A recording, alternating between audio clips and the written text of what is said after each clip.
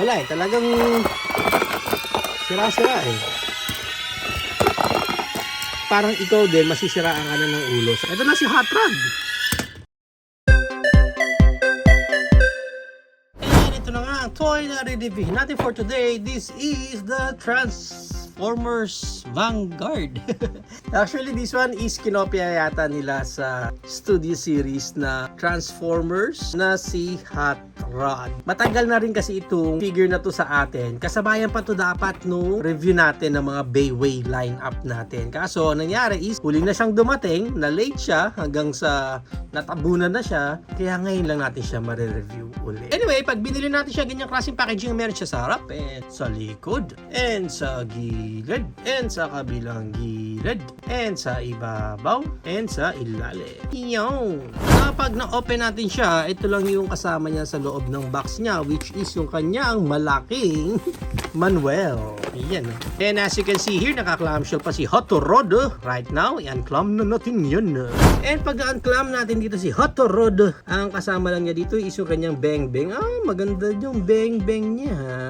Ito yung ginagamit niya pang time freeze. Parang di rin natin magets bakit may ganung power si Hot Rod. To be honest, ang lakas ng power niya na yun pero hindi niya gaanong ginagamit doon sa movie. Pero check natin yung details, ang ganda Okay naman, nagpaganda kasi yung mga detailed na blue paint doon sa mga bilog niya. Di ba? Kaya maganda rin naman kahit paano. Moving right along, dito na tayo kay Hot Rod. And let's check muna yung kanyang details. Ayan yung itsura niya sa mukha. Okay naman yung look niya dyan. Ayan, sa side and sa likod. Ayan, sa ilalim. Okay naman ang itsura natin dito. And ang kanyang articulation is yung ulo niya left and right. Actually, mahirap i-rotate yung ulo niya. Medyo challenging may look up siya ng ganyan, may look down siya na ganyan. Para sa kanyang Creed moment, ayun, meron siyang arms wide open na ang ganda mas mataas pa. Which is good. And then, ball jointed naman yan. So naro-rotate niya ng ganyan. Meron siyang bicep rotation dyan and yung kanyang elbow bend, ganyan. Pagdating sa kamay niya, naro-rotate din niya ng ganyan, which is good. Pagdating ngayon sa waist niya, may rotation din siyang ganyan. Wala siyang any ab crunch, pero yung kanyang Van Damme split, maganda. Magandang Van Damme split. Maganda ang Van Damme split niya and yung kanyang high kick, di gaano yung high kick, medyo babalak. Yung back kick niya, hindi rin gaano. May tumata. Ayan, yung back kick niya ganyan. Pero, may mga tumatama na kasi na parts. Kaya, medyo hirap. Actually, yung legs niya, medyo loose yung legs nitong sa akin. And, mabilis ma-unpeg. Oh my gulay, ano to? And, mabilis ma-unpeg din itong mga connection na dyan. Pagdating sa knee bend niya, ano to? Pagdating sa knee bend niya, hanggang ganyan lang. Hindi niya gaanong ma-bend kasi may tumatama na dito sa part na to na pag minumove mo yan, natatanggal naman yung buong hita niya. Pagdating dito sa paa niya, na-up yan ng ganyan, down ng ganyan, and naro-rotate pa yan ng ganyan. Ball jointed yon, so may swivel din siya dyan. Yung ibang articulation dito ni Hot Rod, pagdating dito sa likod, itong car doors niya, hindi natin pwedeng gawing parang wings tulad nung kay Bumblebee kasi masyadong mababa Hanggang ganyan lang talaga siya dapat sa side niya, nakaganyan. So, nagiging limited tuloy yung articulation ni Hot Rod because of that. Para naman sa kanyang weapon, kung ilalagay natin yan sa kanyang kamay, pepeg mo lang yan, hindi yan. And then yan. Naman. And then yan na, yung bang-bang ni Hot Rod. Pwede siyang pwede na siya mag-time freeze.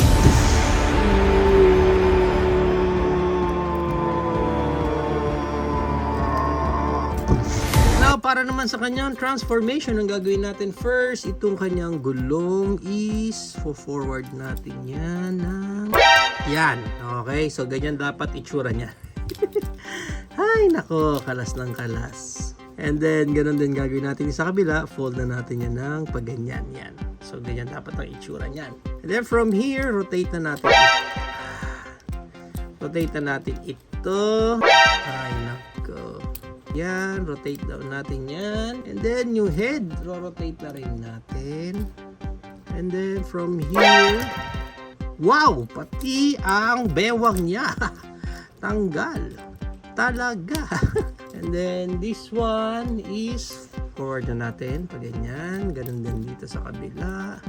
Forward na natin ang ganyan. And next, ito. Labasan natin yan. Ganyan. Ganun din dito sa kabila. Natin yan. And then, ito. Forward na natin yan. Open mo na rin yan. Kabilang side na yan. Itong sa abdomen niya, i-open na natin. Yan o, yung buong yun.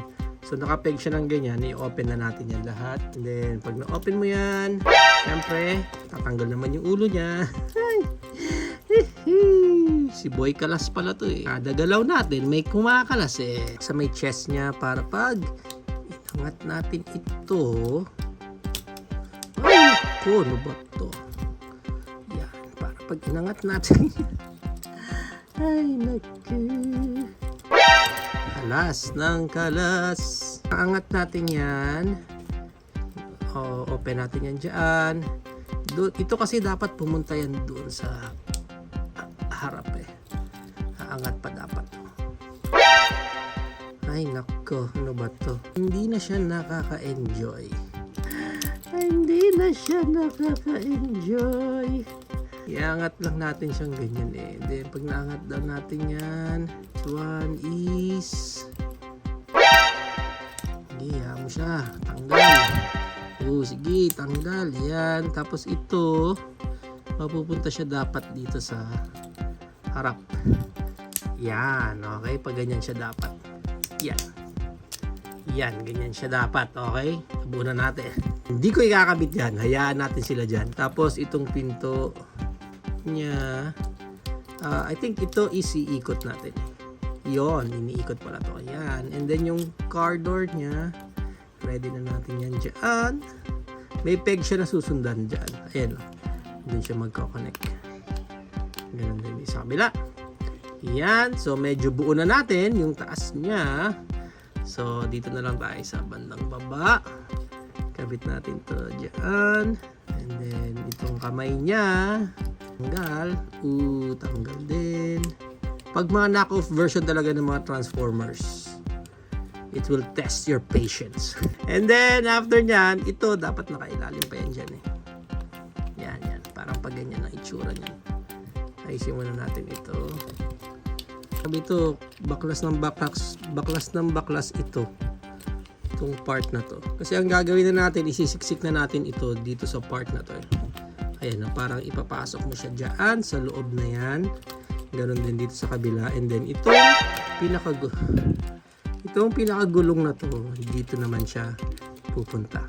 May mga pegs naman siya dapat na sasakto siya dapat doon. Buo na natin yung side eh. Ito na lang. Try muna natin buuhin tong sa gilid niya.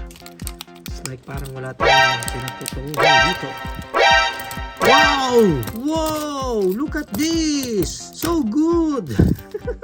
Hindi ko na alam saan napunta to, saan mapupunta ito, or alin yung nandito. Wow! Just wow!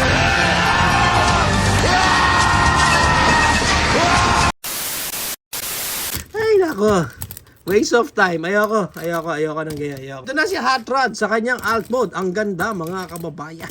Wala guys, itatransform ko na dapat siya sa robot mode, pero kalasan pa rin ang kalasan yung mga parts niya. Ayaw maibalik nitong sa may chest area niya. Kaya na bahala dito. Basta yan yung Vanguard. Kung gusto nyong bilhin yan, mga nasa 400 to 500 pesos lang yan sa Divisoria. Sa Shopee, pag may nagbenta pa na ito ng lagpas 500, ewan ko na lang sa inyo. Yan ang makukuha nyo. Ganyan, no? Ayan, lagay ko dito lahat sa loob, ha? Ayan, para hindi naman mawala yung mga parts na. Pero, hindi naman makakuha nito. Kayo nang bahala dyan sa kanya. Ayan. Ayan si Vanguard. Woohoo! Rock and roll.